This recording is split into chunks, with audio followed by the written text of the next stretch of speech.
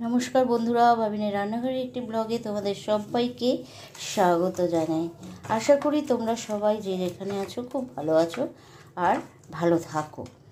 আর ভালো থাকার জন্য, শরীর ভালো থাকার জন্য, পেট ভালো থাকার জন্য এই গরমে তোমাদের জন্য একদম হালকা পাতলা ঝোল নিয়ে চলে এসেছি। এই যে দেখো, পেঁপে নিয়েছি, সজনে ডাঁটা আর আলু, এই দিয়ে আমি এই শিং মাছ নিয়েছি। শিং মাছের ঝোল করব, একদম হালকা পাতলা ঝোল। যে ঝোল খেলে খেতেও ভালো লাগবে আর শরীরও ভালো থাকবে। যা গরম পড়েছে, রোদের যা তেজ, এই গরমে কিন্তু এরকম হালকা পাতলা ঝোল খেতে সবাই ভালোবাসে। মাঝে মাঝে মনে হয় যেন রিচ খেতে খেতে একটু হালকা পাতলা ঝোল করে খাই। তখন এইভাবে যদি করে খাও, কিছুই মশলা নয়, হালকা মশলা আমি দেবো। হয়তো তোমরাও এইভাবে করে খাও। হ্যাঁ, তারপরেও আমি বলছি যে এইভাবে যদি করো সত্যি খুব ভালো লাগবে, আর পেটও ভালো থাকবে, মনও ভালো থাকবে, সব ভালো থাকবে এইভাবে রান্নাটা করে খেলে। চলো, আমি নুন আর হলুদ মাছটাকে মাখিয়ে নিয়েছি, আর এই যে তেলও গরম বসিয়ে দিয়েছি। মাছটাকে আমি ভেজে নেব।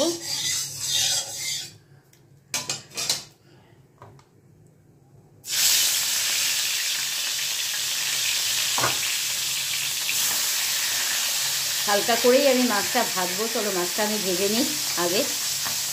মাছটা ভাজতে ভাজতে আমি তোমাদের শেয়ার করে দিই কী মশলা দেবো।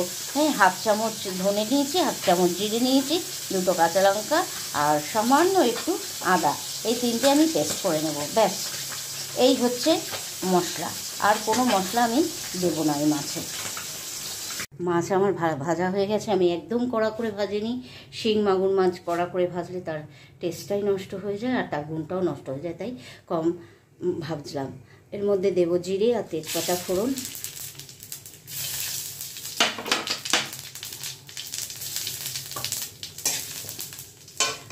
দিয়ে দেবো এরপরে এই সবজির গুঁড়ি কেটে রেখেছিলাম সেগুলো দিয়ে একটু ভালো করে নেড়ে চেড়ে ভেজে নিতে হবে সবজিটা। তো সবজিগুলো আমি নুন আর হলুদ দিয়ে ভালো করে ভেজে নেব। সুন্দর করে ভেজে নিতে হবে। হলুদ দেবো একটু সামান্য, যতটা লাগবে সবজির মধ্যে, হলুদ আর নুন। মাঝে মাঝে এরকম যাদের শরীর খারাপ, পেটের গণ্ডগোল, গরমের মধ্যে পেটের গণ্ডগোল হচ্ছে, হ্যাঁ, তারা কিন্তু এইভাবে অবশ্যই খেতে পারো। আর এর মধ্যে যদি থানকুনি পাতা একটু দিয়ে দাও, তাহলে টেস্টটা কিন্তু আরও ভালো হবে আর খেতেও ভালো লাগবে। পেট ঠান্ডা থাকবে, শরীরও ভালো থাকবে।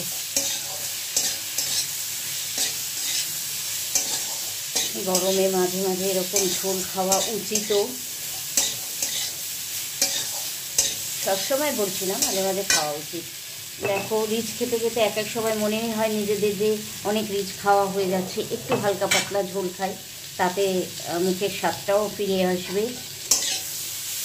এগুলো ভাজা হয়ে গেছে। সবজিটা আমি ভালো করে ভেজে নিয়েছি, সুন্দর করে ভাজা হয়ে গেছে সবজি। আর এর মধ্যে যে পেস্টটা করে রেখেছিলাম, ধনে জিরে আর আদা আর হচ্ছে কাঁচা লঙ্কা, এই সবটা দিয়ে দেবো। দিয়ে ভালো করে কষাতে হবে মশলাটা সহ, সুন্দর করে কষাতে হবে। এবং কন্টেনারটা ধুয়ে আমি এর মধ্যে ওই মশলা যে লেগে আছে সেটাও দিয়ে দেবো।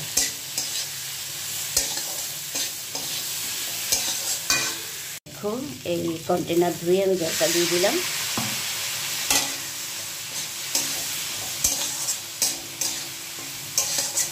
ভালো করে মশলার কাঁচা গন্ধ যাতে চলে যায় সেই মতন কষিয়ে নিতে হবে।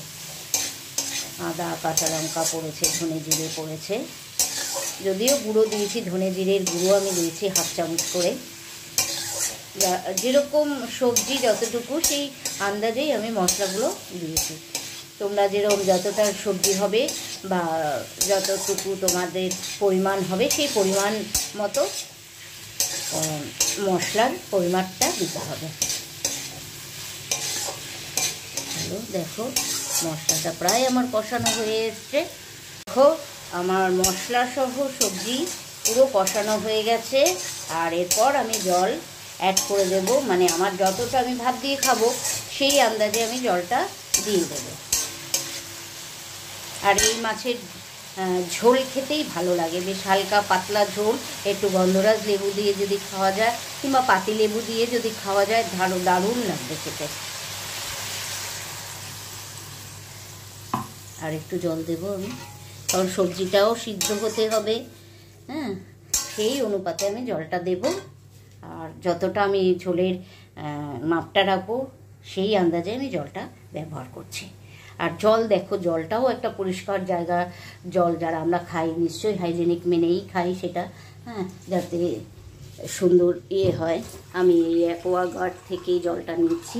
সবার পক্ষে হয়তো অ্যাকোয়াগার্ড ব্যবহার করা সম্ভব হয় না, কিন্তু জলটা যেন ভালো জায়গার হয়, সুন্দর জায়গার, মানে পরিষ্কার যে কোনো জায়গা থেকে জলটা ব্যবহার করা উচিত। সেখান থেকেও, জল থেকেও কিন্তু অনেক সমস্যা হতে পারে, যেটা আমার হয়েছিল। এই জন্য আমি তোমাদের কাছে শেয়ার করছি যে জল আমার যখন প্রথম অ্যাকোয়াগার্ডটা নষ্ট হয়ে গেল না, তখন বেশ কিছুদিনই আমার নষ্ট হয়ে পড়েছিল, আমার নিজের ট্যাঙ্কির জল খেতে হয়েছে।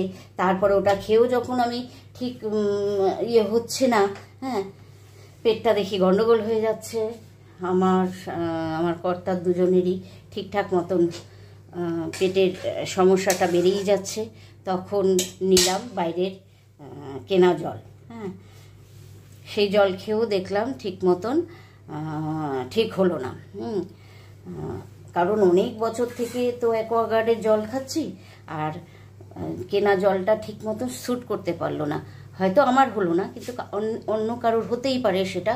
সেই রকম পরিষ্কার জায়গার জল ব্যবহার করেই খাওয়া উচিত, এটা আমার মনে হয়। তার জন্যই তোমাদের শেয়ার করলাম আজকে জলটা নিয়ে। জলটাও কিন্তু একটা ম্যাটার করে খাওয়ার ক্ষেত্রে, যেটা শরীরকে সুস্থ সবল রাখতে জল সাহায্য করে। জল ছাড়া আমরা বাঁচতে পারবো না, তাই সেটাকে আমরা স্টোরও যেমন করব, তেমনি খাবো যখন, তখন সেটা একটা ভালো জায়গার জল যেন হয়। আর জলকে অবশ্যই স্টোর করা উচিত, আর সেটা করা উচিত এই কারণেই যে যাতে আমাদের ভবিষ্যতে গিয়ে কোনো রকম প্রবলেম না হয়। কারণ যা পরিস্থিতি হচ্ছে এখন, অনেকেই বলছে জ্বরের লেন্থ নিচে নেমে যাচ্ছে অনেক, হ্যাঁ, সেই জায়গাটা থেকে কিন্তু আমাদের কনসাস হওয়া উচিত যে জলকে অপচয় না করা, ধরে রাখা, জল কারেন্ট অপচয় না করা, সেটাকে ধরে রাখা, সেটাকে অপচয় না করে ঠিকঠাক মতন ব্যবহার করা। চলো, ঝোলটা আমার ফুটে গেছে, আর এর মধ্যে দিয়ে দেবো মাছগুলো, আর একটু হতে দেবো। এবার ঢেকে দেবো, একটু ঢেকে হতে দেবো। আর এই মাছটা একটুখানি ফোটাবো ঝোলের সাথে ভালো করে, যাতে মাছের ফ্লেভারটা ঝোলের মধ্যে সুন্দরভাবে মিশে যায়। ঝোল আমার হয়ে গেছে, দুটো কাঁচা লঙ্কা আমি জাস্ট দিয়ে দিলাম। যদি কেউ একটু ঝাল খেতে চাও, তখন এই কাঁচা লঙ্কা মাছের ঝোলের থেকে নিয়ে অবশ্যই। ঝোল যদি তোমাদের ভালো লেগে থাকে, তাহলে তোমরা একটা লাইক দিও, আর একটু যদি ভালো লেগে থাকে তাহলে আমার পাশে থেকো সাবস্ক্রাইব করে, আর পাশে থাকা বেল আইকনটি অবশ্যই প্রেস করে দিও। সময় মতো সব নোটিফিকেশন তোমাদের কাছে আগে চলে যাবে। আর এই গরমে এরকম মাছের ঝোল করে খাও, দেখো কত সুস্বাদু হবে এবং কত হেলদি হবে সেই মাছের ঝোল। চলো তাহলে আজকের মতন টাটা বলবো। ভালো থেকো, সাবধানে থেকো সবাই, আর টাটা। পরের কোনো নেক্সট ভ্লগে তোমাদের কাছে শিগগির চলে আসবো।